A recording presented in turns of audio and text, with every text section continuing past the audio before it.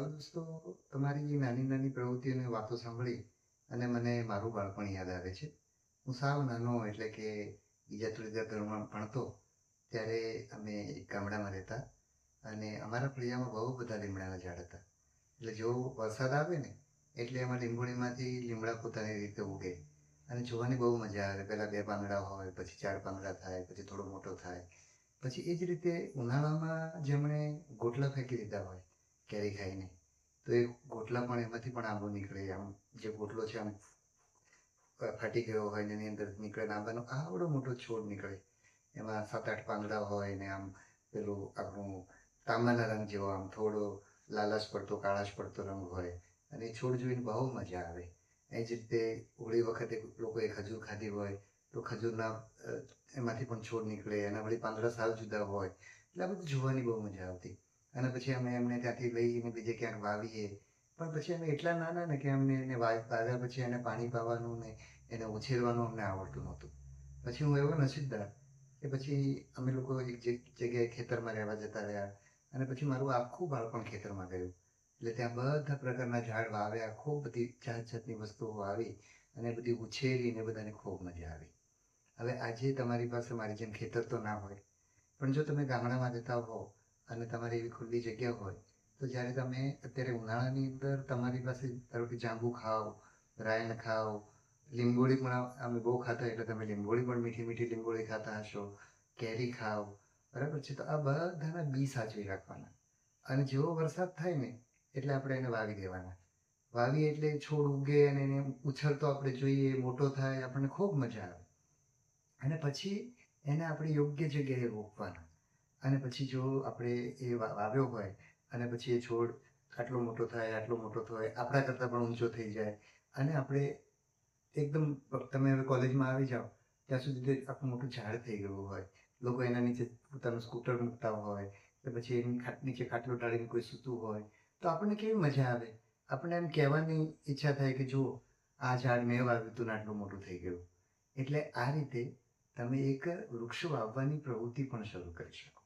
અને આ ઠળિયાનું કેવું છે કે તમે કંઈ નહીં કરો ને તો જો વાડમાં પણ કોઈ તમે ઠળિયો નાખ્યો હશે, એ લીંબોળીનો હોય, રાયણનો હોય, જાંબુનો હોય, આંબાનો ગોટલો હોય, તો એ જેવો વરસાદ આવશે ને ઉગશે અને એમાંથી ઝાડ થયાના દાખલા છે.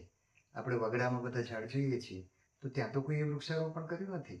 એ પક્ષીઓએ બી ખાધું હોય, લીંબોળી ખાધી હોય અને પક્ષી ઝાડ ઉપર બેઠું હોય અને તમે એ બી એના ચરકમાંથી બહાર નીકળ્યું અને જમીન ઉપર પડ્યું હોય, વરસાદ આવે અને બધું ઉગે એટલે તમે જોશો તો ઝાડની નીચે એવા ઘણા બધા છોડ ઉગતા હોય. તો અને આ તમે ઠળિયા જો આ રીતે સાચવીને યોગ્ય જગ્યાએ નાખશો તો એનામાંથી પણ ઘણા બધા ઝાડ ઉગી શકે. એટલે આપણે ઠળિયા સાચવીએ, બરાબર છે, ગોટલા સાચવીએ અને એને એ રીતે નાખીએ. એ સિવાય પણ આ તમે એવું કામ કરી શકો કે આજકાલ તો રોપા બહુ મળે છે. અમે નાના હતા ત્યારે રોપા જ નહોતા મળતા, બરાબર છે. તો એ રોપા લાવીને પણ તમે વાવી શકો. અને આ મારો લીમડો છે, તમે બધા હરીફાઈ પણ કરી શકો, બરાબર, કે આ મારો લીમડો છે, મારો લીમડો તારા કરતાં જલ્દી વધ્યો. પાછું કેવું હોય કે ઝાડનું આ મહિને તમારો મોટો હોય, આવતા મહિને એમનો મોટો થવા માંડે. પાછું તમે ખાતર નાખો એટલે તમારો જલ્દી વધે, તમે પાણી વધારે આપો તો તમારો જલ્દી વધે. ઘણીવાર એવું ના પણ થાય, આપણે ખાતરને પાણી આપીએ તો એ આપણા ભાઈબંધનો લીમડો ઊંચો હોય, પણ એ બધી સ્પર્ધા કરતા હોય. આમ પેલો કહેતો હોય મારો ઊંચો છે, પેલો કહેતો મારો ઊંચો છે, તો એ બધી રસાકસી કરીએ ને આપણે, એમાં બહુ બહુ બધી મજા આવે. બીજી એવી જ એક વસ્તુ મને સૂચે છે કે આપણે ત્યાં હું જોઉં ને અત્યારે કોલેજમાં ભણનારા છોકરાને આપણે કહીએ ને કે આ ઝાડ શાનું છે તો એને આવડે નહીં.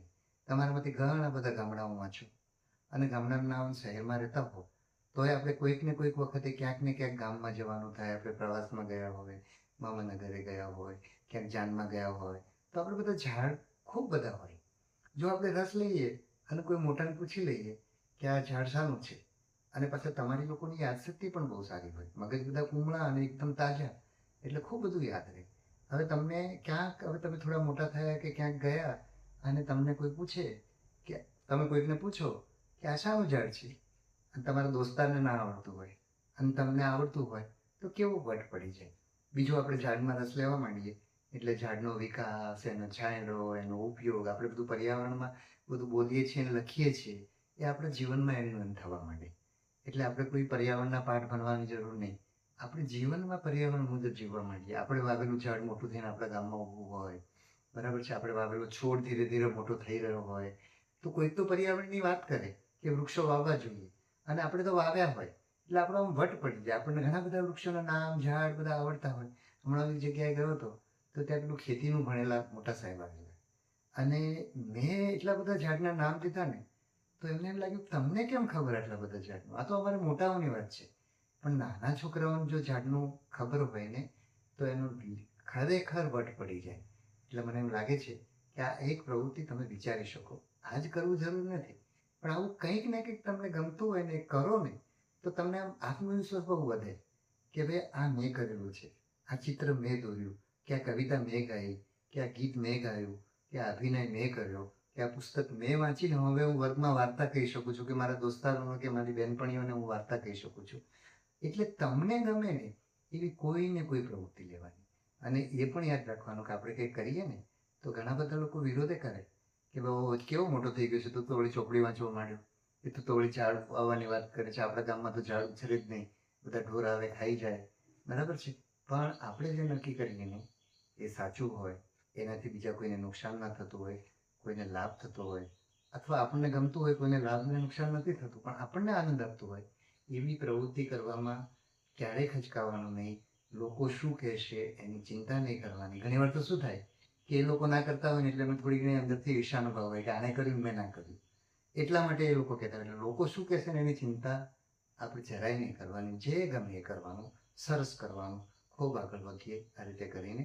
અને આ બધું કરીએ ને એટલે આપણો આત્મવિશ્વાસ વધે, ખૂબ મજબૂત થઈને આપણે જે સ્વપ્ન રાખ્યું છે ને, જે કંઈ થવાનું, ડૉક્ટર કે એન્જિનિયર કે વકીલ કે રાજકારણી કે પેઇન્ટર કે કવિ કે લેખક કે એક્ટર કે ક્રિકેટર કે જે કંઈ થવું હોય ને, એ થવામાં આપણને મદદ મળે. કારણ કે આ બધું નાનું નાનું છે. આપણે એક મકાન બનાવવું હોય તો એક એક ઈંટથી આપણે શરૂ કરવું પડે. નાની નાની પ્રવૃત્તિથી આપણે આપણી જાતને એટલી મજબૂત કરતા જઈએ, અને લોકો પાછા એની નોંધ લેવા માંડે. આપણે જેમ કરીએ ને, પહેલાં ના પડતા હોય એ લોકો થાય, અરે વાહ તે તો આવું બધું કરી દીધું, એટલે એની બહુ મજા આવે.